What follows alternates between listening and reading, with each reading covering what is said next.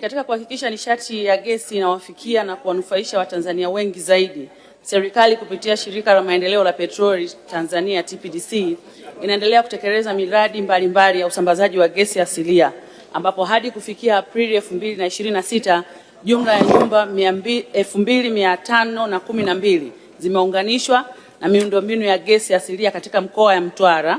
ambako kuna nyumba 425, mkoa wa Lindi 677, Pwani 530 na Dar es Salaam 880.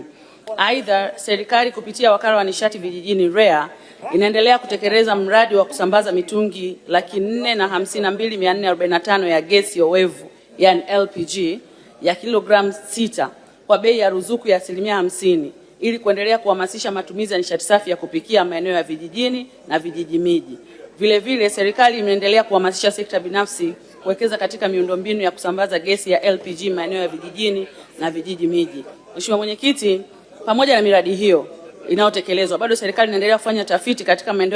maeneo ya mijini na vijijini ili kubaini aina sahihi ya miundombinu inayohitajika kwa ajili ya kufikisha na kusambaza gesi asilia kwa ufanisi zaidi. Matokeo ya tafiti hizo yatawezesha kubainisha njia bora za usambazaji wa gesi asilia katika maeneo husika kulingana na kiwango cha mahitaji. Vile vile utafiti huo utaibua fursa ya kuanzishwa kwa miradi mingine ya usambazaji wa gesi asilia itakayotekelezwa na serikali kwa kushirikiana na sekta binafsi ili kuhakikisha nishati hiyo inawafikia na kuwanufaisha Watanzania wengi zaidi mijini na vijijini.